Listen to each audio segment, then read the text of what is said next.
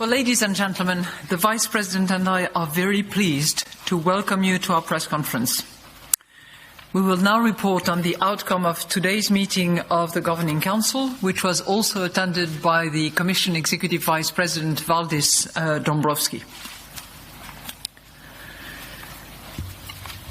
Since our last Governing Council meeting in late January, the spread of the coronavirus, COVID-19, has been a major shock to the growth prospects of the global economy and the euro area economy, and it has heightened market volatility. Even if ultimately temporary by nature, it will have a significant impact on economic activity. In particular, it will slow down production as a result of disrupted supply chains and reduce domestic and foreign demand, especially through the adverse impact of the necessary containment measures. In addition, the heightened uncertainty negatively affects expenditure plans and their financing. Governments and all other policy institutions are called upon to take timely and targeted actions to address the public health challenge of containing the spread of the coronavirus and mitigate the economic impact. In particular, an ambitious and coordinated fiscal policy response is required to support businesses and workers at risk. The Governing Council strongly supports the commitment of euro area governments and the European institutions to joint and coordinated policy action in response to the repercussions of the spread of the coronavirus. We also welcome the decisions taken by the ECB's Supervisory Board, which are detailed in a separate press release, which I'm sure you have seen and was published earlier today.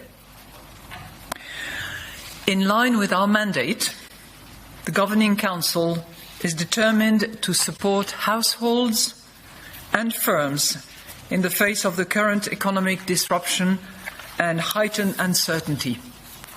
Accordingly, we decided on a comprehensive package of monetary policy measures. Together with the substantial monetary policy stimulus already in place, these measures will support liquidity and funding conditions for households, businesses and banks, and will help to preserve the smooth provision of credit to the real economy. Let me start with the first.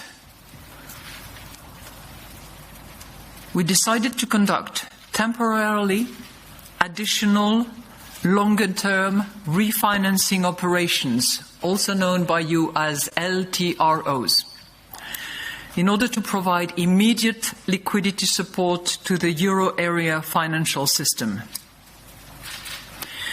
Although we do not see material signs of strains in money markets or liquidity shortages in the banking system, these operations will provide an effective backstop in case of need. They will be carried out through a fixed-rate tender procedure with full allotment, with an interest rate that is equal to the average rate on the deposit facility, the DFR. The LTRO will provide liquidity at favourable terms to bridge the period until the TLTRO3 operation in June 2020. And I come to the second instrument. The Governing Council decided to apply considerably more favourable terms during the period from June 20th to June 21 to all TLTROs operations outstanding during that same time. These operations will support bank lending to those affected most by the spread of the coronavirus. In particular, small and medium-sized enterprises. Throughout that period, the interest rates on these TLTRO3 operations will be 25 basis points below the average rate applied in the Eurosystem's main refinancing operation, also known as the MRO. So MRO minus 25 basis points. For those counterparties that maintain their levels of credit provision, the rate applied in these operations will be lower, and over the period ending in June 2021 can be as low as 25 basis points below the average interest rate on the deposit facility. So 50 basis points plus 25 equal minus 75 basis points as an interest rate for those channels that actually maintain their exposure. Moreover, the maximum total amount that counterparties will henceforth be entitled to borrow in TLTRO3 operations is raised to 50% of their stock of eligible loans as at February 28, 2019. In this context, the Governing Council will mandate the Eurosystem committees to investigate collateral easing measures to ensure that counterparties continue to be able to make full use of our funding support. I come now to the third element of our package. We decided to add a temporary envelope of additional net asset purchases of 100 billion euros until the end of this year, ensuring a strong contribution from the private sector purchase programme. That envelope, in combination with the existing asset purchase programme, this will support favourable financing conditions for the real economy in times of heightened uncertainty. We continue to expect net asset purchases to run for as long as necessary to reinforce the accommodative impact of our policy rates and to end shortly before we start raising the key ECB interest rates. In addition, the Governing Council decided to keep the key ECB interest rates unchanged. We expect them to remain at their present or lower levels until we have seen the inflation outlook robustly converge to levels sufficiently close to, but below 2% within our projection horizon, and such convergence has been consistently reflected in underlying inflation dynamics. We also intend to continue reinvesting in full the principal payments from maturing securities purchased under the APP for an extended period of time past the date when we start raising the key ECB interest rates, and in any case for as long as necessary to maintain favourable liquidity conditions and an ample degree of accommodation. You will have further details on the precise terms of these new operations that I have just described. They will be published in a dedicated press release that will be available this afternoon at 3:30. In view of the current developments, the Governing Council will continue to monitor closely the implications of the spread of the coronavirus for the economy, for medium-term inflation, and for the transmission of its monetary policy. The Governing Council stands ready to adjust all of its instruments as appropriate to ensure that inflation moves towards its aim in a sustained manner in line with its commitment to symmetry. Let me now quickly explain our assessment in greater detail, starting with the economic analysis. The latest indicators suggest a considerable worsening of the near-term growth outlook. The disruption of supply chains is impeding production plans in the manufacturing sector, while necessary containment measures against the further spread of the coronavirus are adversely affecting economic activity.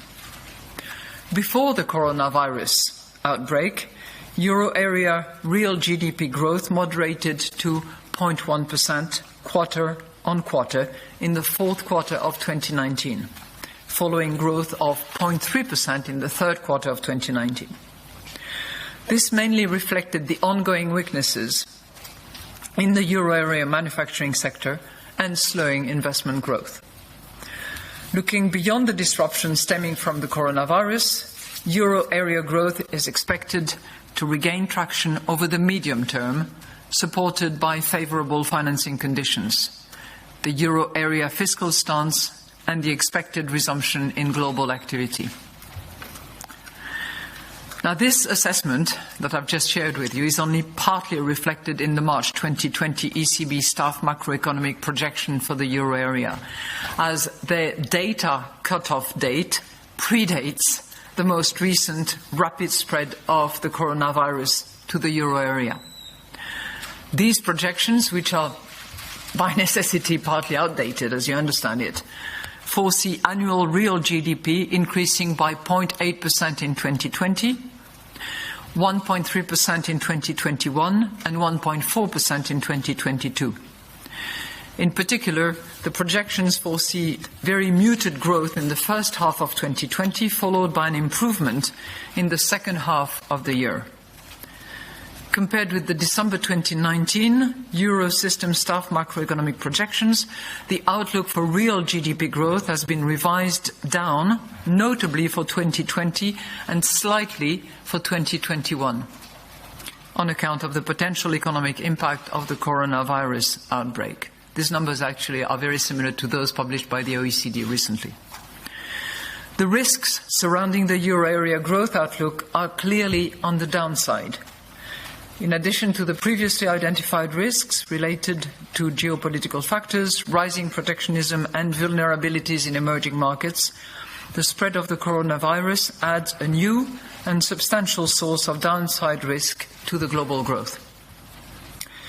According to Eurostat flash estimate, euro area annual HICP inflation decreased to 1.2% in February 2020 from 1.4% in January 2020. On the basis of the sharp decline in current and futures prices for oil, headline inflation is likely to decline considerably over the coming month. Indicators of inflation expectations have fallen and measures of underlying inflation remain generally muted.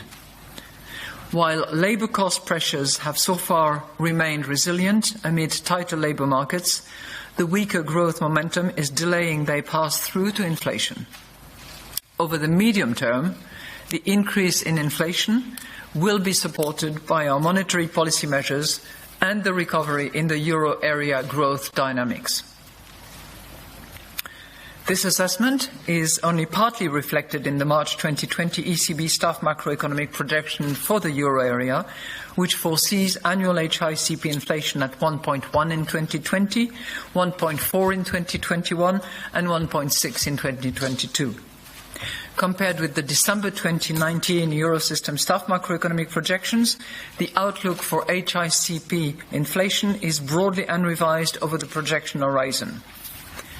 The implications of the coronavirus for inflation are surrounded by high uncertainty, given that downward pressures linked to weaker demand may be offset by upward pressures related to supply disruption.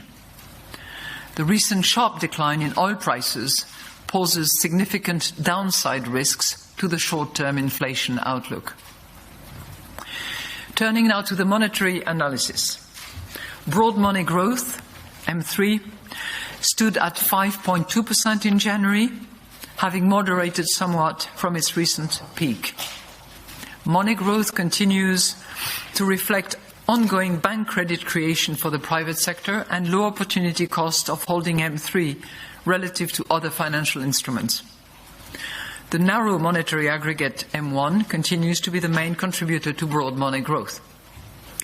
Loans to the private sector continued to expand. The annual growth rate of loans to household picked up somewhat to 3.7% in January 2020 from 3.6% in December 2019. The annual growth rate of loans to non-financial corporations remained unchanged at 3.2% in January, confirming the moderation seen since autumn 2019 and likely reflecting the typically lagged reaction to the past weakening in the economy. Overall, our accommodative monetary policy stance, including the measures taken today that I have just described for you, will safeguard favourable bank lending conditions and will continue to support access to financing, including for those affected most by the ramifications of the coronavirus, and in particular for small and medium-sized enterprises. To sum up, a cross-check of the outcome of the economic analysis, with the signals coming from the monetary analysis, confirmed that an ample degree of monetary accommodation is necessary for the robust convergence of inflation to levels that are below but close to 2% over the medium term. Regarding fiscal policies that I have already addressed very early on in this communication, an ambitious and coordinated fiscal stance is now needed in view of the weakened outlook and to safeguard against the further materialization of downside risks. We certainly welcome the measures already taken by several governments to ensure sufficient health sector resources and to provide support to affected companies and employees. In particular, measures such as providing credit guarantees are needed to complement and reinforce the monetary policy measures that I have announced today. We welcome the commitment of the euro area governments and the European institutions to act now, strongly and together in response to the repercussions of the further spread of the coronavirus. Before I take your questions, together with the Vice President, we would like, on behalf of the Governing Council, to express our profound gratitude to all those who are dedicating their time and their efforts in saving life and containing the spread of the coronavirus. With that, and also let me just announce... Oh dear, I made a mistake. The APP's envelope that we're putting together as part of our increased special effort is 120 billion euros, not 100. That's 120 billion euros as an envelope specifically intended to address the current situation that comes on top of our previous APPs, and that will be available until the end of the year. Let me now just announce a slightly different setup, as you can see. So we'll be taking questions in the room, and I'll also be reading out questions from your colleagues who are sending in their questions remotely and reading them out. So bear with me also. We're trying out this for the first time today, but I'll start with in the room with Mr. Skolimowski.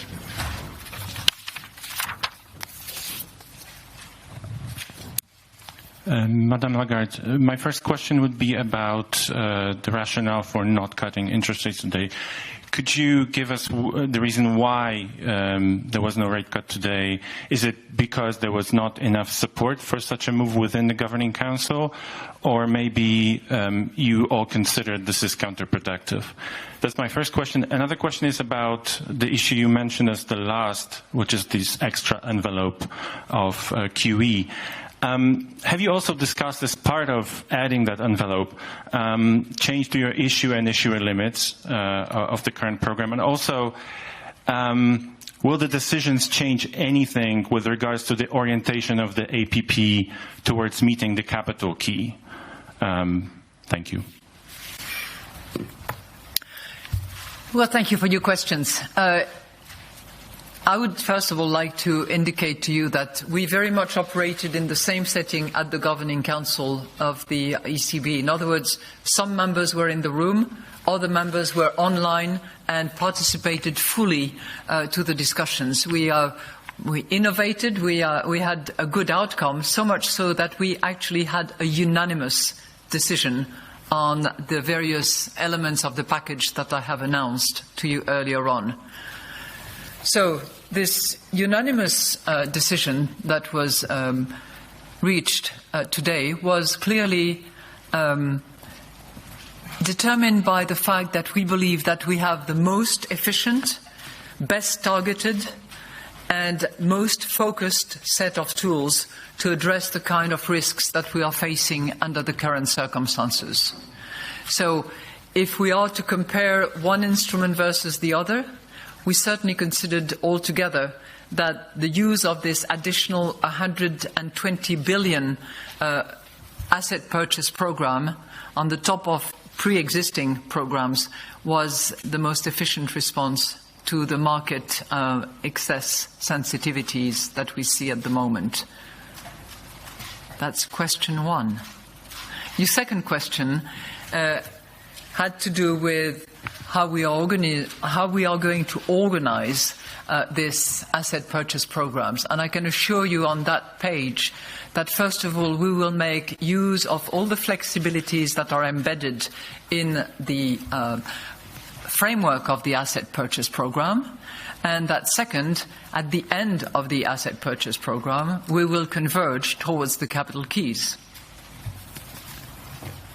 Mr. Sims?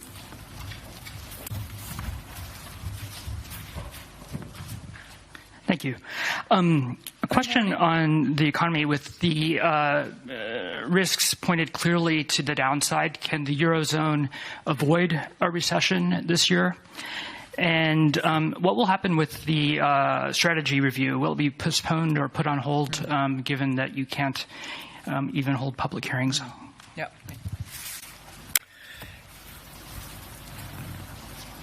I think it is clear to all of us that the economies of the world, and certainly the economies of the euro area, are facing a major shock. I think the response to your question will clearly depend on the speed, the strength, and the collective approach that will be taken by all players. And as I have said at the very beginning of this introductory statement, first and foremost, and on the front line in our analysis of the situation, are the fiscal authorities and the European institutions that harness fiscal authorities and advise in that relation. So that is the reason why we are strongly encouraging and hoping for that ambitious and coordinated fiscal response that I have mentioned. Second, the strategy review is clearly deferred for the moment, and we have in particular decided to postpone by a matter of 6 months the next big meeting that we had in our deliberations. So instead of focusing on April the 1st, we are now looking at the end of May, and we will determine, based on the development of circumstances and the success in containing and delaying the spreading of this virus, how and when and at what speed and under what circumstances and using what tools we will be able to have our deliberations within the Governing Council, but more importantly our reach-out effort in order to include academics, non-governmental organisations, members of parliaments and representatives of civil society at large, because clearly the facilities that we had and our determination to reach out is impaired by the circumstances under which many of our euro area governments are now handling the risk situation that they're facing. Thank you. Mr. Arnold? Martin Arnold, Financial Times. I'd like to hear your response to the travel restrictions announced by President Donald Trump yesterday evening, in particular as regards what impact that could have on the global economy, and whether you think the responses of various governments to the virus outbreak and the spread of the virus could plunge the global economy into recession this year. And secondly, just to go back to a point that was already raised on issuer limits, do you need to raise the self-imposed issuer limits on the QE programme? Thanks.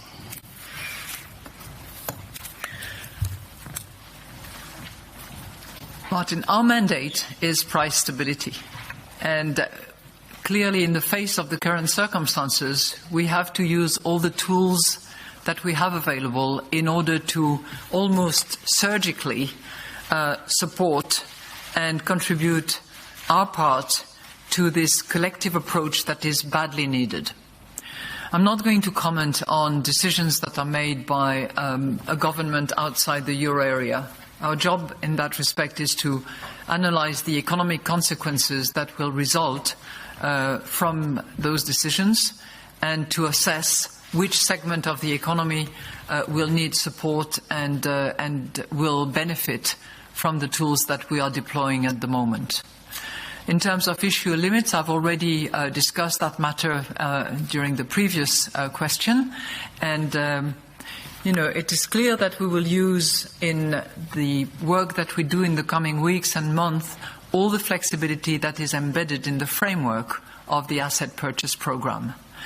And if you look carefully at the introductory statement, we do put some emphasis on the private sector bonds, because we believe that that is where there is currently acute sensitivity, and clearly we will have, in due course and depending on developments on all the markets where we operate, we will have to target and use the flexibility that is needed in order to respond to the excess sensitivities that we see. Ms. Laird? Wait until you have the mic. Oh, thank you. Two questions, if you will. First, is this your do whatever it takes moment, and did you expect to have one so quickly? The second point is, by not cutting rates today, it makes the ECB look a little out of step with the Fed and the Bank of England. Does that raise concerns about currency, subconscious or unintended currency devaluations, competitive devaluations? Because the euro rallied a tiny bit after today's decision. We do not determine our monetary policy stance on the basis of currency variations. We are attentive to it, but this is not a determining factor. And the euro depreciates, appreciates, depreciates. I think the key issue is currently to face the fundamentals of the economy and to make sure that the liquidity risk doesn't materialize, that the credit continues to flow to the economy, and that we address the market excess sensitivities in order to restore some stability. That's what we're concerned about. And I remember saying when my predecessor and friend, President Draghi, left, and when I had interviews before the European Parliament, that I would hope that I would never have to do whatever it takes. What is good about our today's deliberations is that there was rallying support around the table to use all the tools available and to consider adjusting our instruments going forward in order to target those risks that we see as threats to stability in the euro area. And I don't have a claim to history for being whatever it takes number two. I really would like all of us to join forces, and I very much hope that the fiscal authorities will appreciate that we will only deal with this shock if we come together. I'm just going to take a question from Mark Schroers, which is in line with what you just had. Two questions he has. With the additional net asset purchases, limits such as the issuer limit might become a problem quickly or more quickly, for example, in the case of Germany.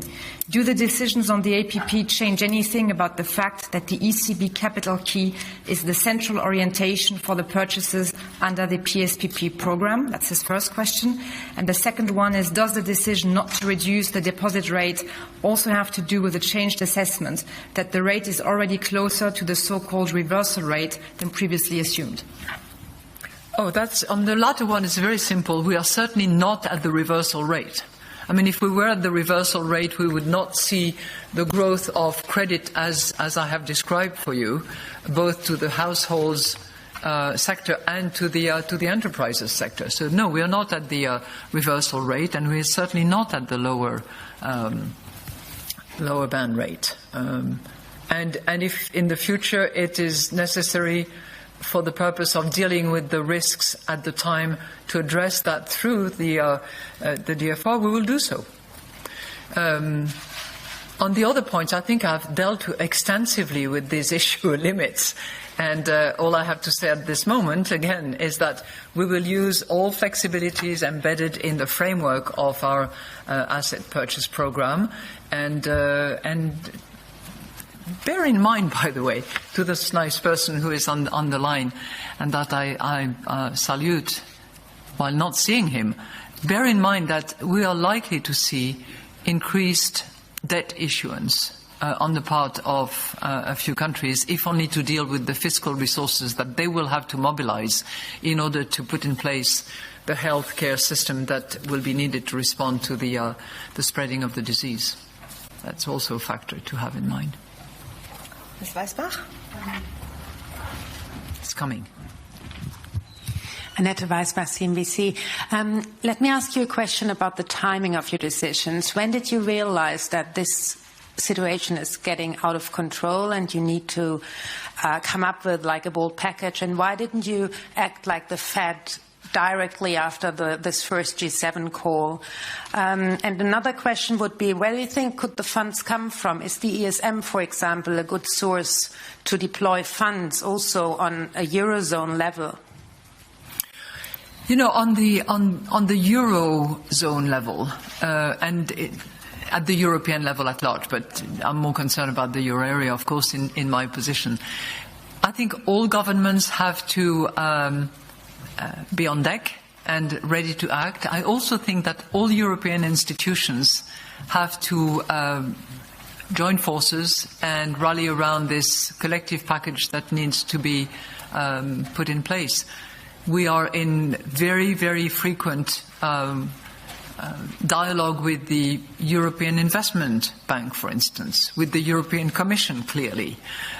With the European stability mechanisms, I have not had very recent discussions, but it's clearly one of the players on the European scene. And I think that, you know, all players have to play their part in due course and to join hands. I think it's a collective effort that needs to be developed here.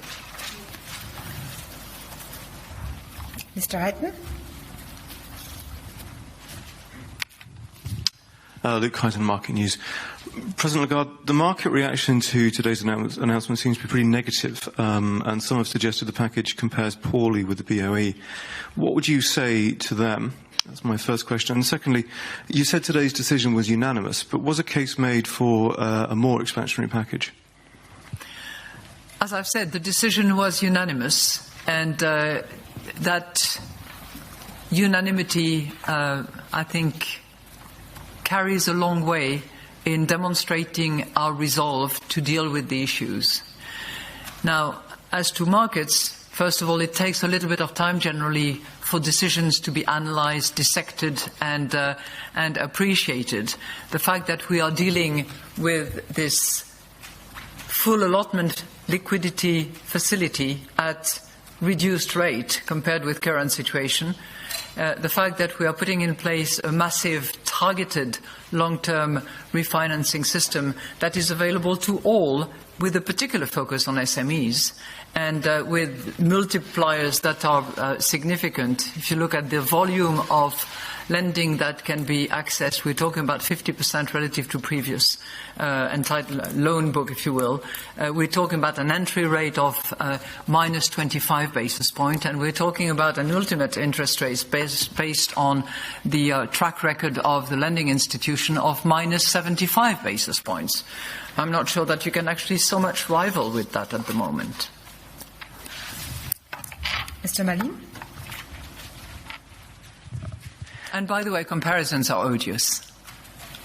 Jan Malin, Handelsblatt. I have one question concerning bank lending. The ECB can provide cheap money, but the most important problem at the moment might be that banks are more reluctant to pass on credit because of the risks. Is it necessary to have some form of national or maybe European guarantee schemes to ensure that? And my second question, you've mentioned that there will probably be a lot of debt issuance in the future. At the moment, certain countries are hit especially hard, like Italy. What can the ECB do if the spreads for government bonds increase? Would it be an option to activate, for example, the OMT program, or could there be other possibilities to help certain countries? Thank you. You know, on the guarantee scheme, I think I was very explicit in the introductory statement on that, but I'm happy to restate it. We are making available to all enterprises, with a focus on SMEs, massive refinancing means, okay, at very preferential rates and in significant amounts. To encourage banks to actually use that facility, we believe, and we have put in the introductory statement, that guarantee schemes would very much be in order. So in other words, it's a guarantee that is put together by the state or an agency of the state or a European agency in order to support all or portion of the risk that is actually taken by the bank in extending lending facility to an enterprise, notably in a sector which is particularly exposed. I mean, that is how we believe that the financing we're putting in place will be most efficient. Okay? Now, whether that is conducted at the national level or at the European level is for the policymakers to decide. What matters to us is that it is in place as rapidly as is possible. Some countries have already taken steps or are exploring steps in that direction, and I would certainly, for the efforts that we are undertaking, I would certainly hope that they do that promptly in order to make sure that credit continues to flow to the economy, particularly the SMEs that are vulnerable in the present circumstances. So that was my point number one. My point number two has to do with more debt issuance coming down the road, depending on the fiscal expansion that will be determined by policymakers. Well, we will be there, as I said earlier on, using full flexibility, but we are not here to close spreads. This is not the function or the mission of the ECB. There are other tools for that, and there are other actors to actually deal with those issues. I'm now also going to go back to online. A question from Ms. Bufaki, Il Sole 24 Ore. The first question is, again, on interest rates. We are living in extraordinary times, and Italy is adopting extraordinary measures to mitigate the impact of the coronavirus. Italy, and not only Italy, needs all the help it can get. Why did the Governing Council decide not to cut interest rates? What does it take to go lower than minus 0.5% on the deposit facilities on the line of the TLTRO's new minus 0.75%? And the second question is on the envelope of additional APP. How strong will the PSPP contribution be in the envelope? And could the ECB consider, or has the ECB discussed, removing or changing the capital key APP requirements on a temporary basis? And then, Ms. Bufaki, I'm not going to go on because that's many more than two questions. That's the beauty of being online. You can just carry on and on and on and on. As I said, we really deliberated long and hard all together to really assess what was the most efficient tool that we could use in order to target the risks that we have analyzed in the euro area. And we strongly believe that the asset purchase program, temporary, large envelope with no monthly predetermined allocation, which helps us actually focus on how the risks develop, that is the most efficient tool that we can use under the present circumstances. And we shall use it. And the reason we are referring to the corporate sector, the private sector contribution, is that it is currently a sector that is under massive stress and causing significant and excessive sensitivities on markets and pose a risk to stability. But flexibility will be used when we assess the risk and we measure where it is, we will apply those flexibility. We have several programs in place. We have the CSPP, we have the PSPP, we also have the asset-based securities purchase programs. We will deploy all the purchase programs that we have in order to focus on the risks as they are. And trust me, we will do that. Mr. Ziancantaris?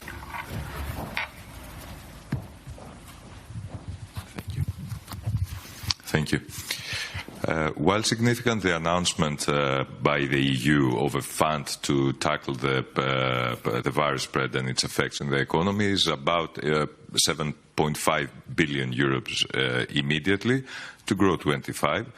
But this is to address the fallout of a pandemic in an economy of 17 trillion euros. And moreover, fiscal restriction reflexes are still going strong, especially in the European, in the core countries. Do you think that the fiscal authorities are rising up to the challenge? Are you happy with the divvying up of the bill? And my second question is, those famous three words were uttered as a plea, from leaders recently, as a promise for the European Central Bank moving forward in terms of policy. Where are we going to see the decisiveness? Is this the programs? Is this the basic is to add monetary stimulus, to ease credit frictions? Where will it exhibit more, if I may? Thank you. Let me come back a little bit to the risk channels as we see them. We are facing something that is different from the great financial crisis, by the way, at this point in time. We analyze it as a crisis that is fueled by a supply shock, followed by demand shock, and with great financial uncertainty. Okay, so those are the three sources that we identify. In the face of that, our analysis is that the response should be fiscal first and foremost. So I don't think that anybody should expect any central bank to be the line of first response. It's fiscal first and foremost. Okay? So if you look at the fiscal measures that have been announced for the moment in the euro area, which we have done yesterday, if you recap all that has been announced, not including the European Commission, you arrive at a total of about 27 billion euros, which is more or less a quarter of 1% of GDP for the euro area. Okay. Hence, the reason why we are calling in our introductory statement for an ambitious and collective fiscal response. Okay.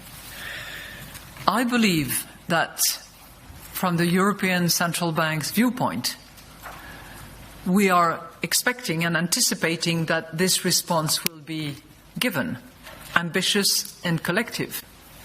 And we are doing our part using the tools that we have, which we believe will be best targeted to the risks that we see likely to develop in the near future.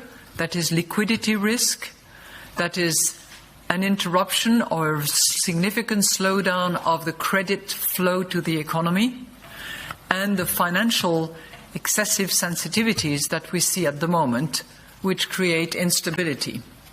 And we are trying to address these three risks with the three tools that I have just mentioned.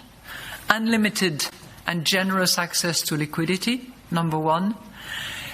Considerably more attractive targeted long-term refinancing operation, particularly for these small and medium-sized enterprises. And a specific envelope of 120 billion euros for a special asset purchase program that will deploy and use all the flexibility embedded in the framework of the APP. I call it decisiveness, I'm sorry to say.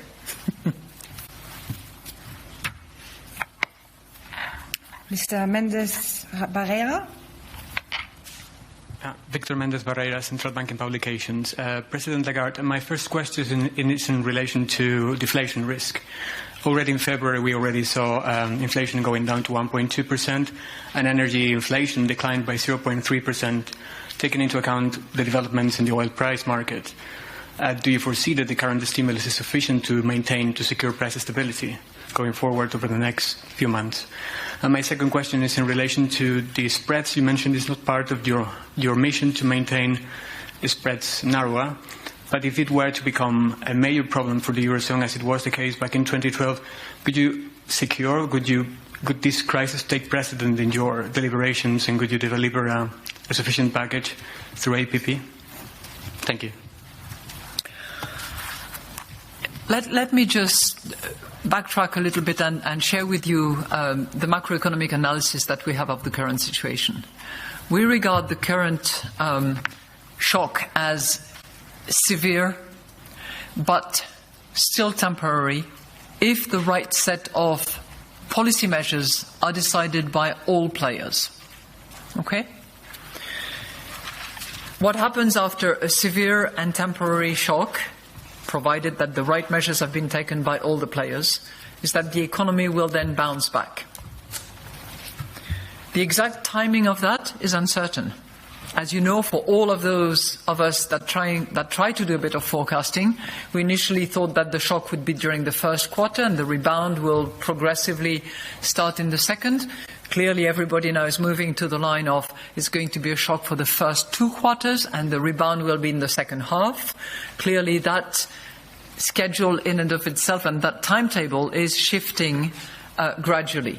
So the best thing to say is that there will be a rebound. To time it precisely is uncertain. But we still very much hope that, given that the right measures are taken by all the players, there will be a temporary nature associated with that very severe shock. If that is the case, our forecast for 21, very slightly reduced already, will reflect the bounce back of the economy, probably in the second half. 22 will also have a much better forecast, and the numbers will be published this afternoon in our macroeconomic provisions. So, with that, clearly there is a shift that we're seeing in the economic cycle, but we still see inflation in 2022 at or about 1.6%, as will be published later on. We shall see, because clearly all these forecasts will have to be revisited on the basis of the policies that are taken by all the players in the next few weeks, I hope, and not months. Okay? So I hope that addresses your issue of the inflation movement as we forecast it.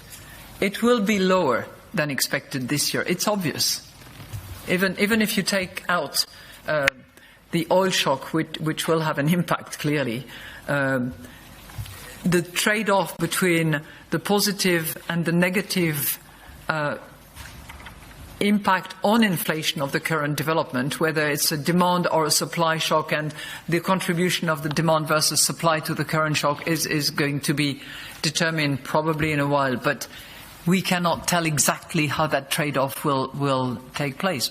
It's very likely that inflation will be lower than whatever we had forecasted this year. I would be dishonest if I was telling you something different. But what I'm trying to tell you is that we hope very much for a temporary nature of all these developments, followed by a bounce back that will take us back to a medium term that will be more in line with our forecast. Any more questions in the room? All we know for sure is that risks are definitely tilted to the downside. That's for sure. Okay, Mr. Koutamanos. Thank you. I've only got one question. Mr. President, you have called upon national governments and other authorities to launch more urgent fiscal action. Don't you think that the ECB as bank supervisor has to act too? For example, by lowering counter-cyclical buffers of capital or changing the tiering system on excess reserves? Thank you. I don't mean to be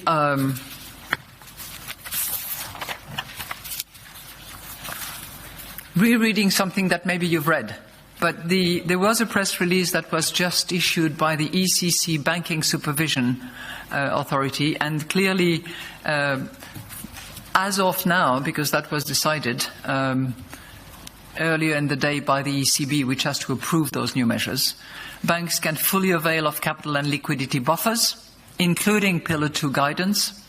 Banks will benefit from relief in the composition of capital for Pillar 2 requirements, and ECB will consider operational flexibility in the implementation of supervisory measures depending on bank-specific circumstances. So I think in relation to buffers, that's a clear use of all available buffers as they were designed for the current circumstances that we are facing. I'm now moving to a couple more questions that we have online. One is from Mr. Lacour from the AFP. Italian Finance Minister Gualtieri said Wednesday that the Italian plan of 25 billion euro should be supported by adequate measures from the European Central Bank. Does the ECB want to specifically support Italy, and how? Would SMPs or even OMTs concepts be potentially considered? Well, Italy will be Italian banks, Italy, Italian households, Italian enterprises will be fully beneficiaries and eligible to all the tools that I have just mentioned, whether it's the massive liquidity access at very reasonable and preferential rates compared with what we have now, or whether it is the targeted long-term refinancing at very attractive rates as well, or whether it's the use of the special envelope of the asset purchase programs. All of that can also help Italy, of course. And then I will close, because many more questions are similar, with one from Mr. Taino, Corriere della Sera. The 120 billion euro could be used in a short time, ? And the second question, how worried are you from the possibility that a number of countries will increase significantly their public debt? I tell you what I'm particularly worried about. It would be the complacency and slow motion process that would be demonstrated by the fiscal authorities of the euro area in particular. So I very much hope that at the Eurogroup meeting that is taking place on Monday, and based on recommendations and guidelines by the European Commission on Friday, there will be a decisive and determined move in the direction of this ambitious and collective fiscal response that we have been calling for. Yep.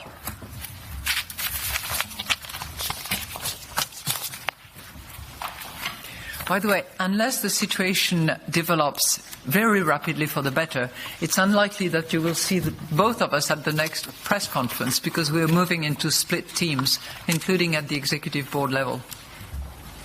And our next governing council meeting on April 1st, if I recall, will actually be entirely online.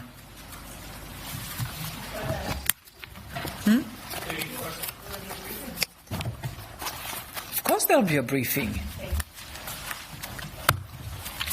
Well, as you can see, you can dial in without working. And so we've also tested. There's also always an opportunity to test new technology.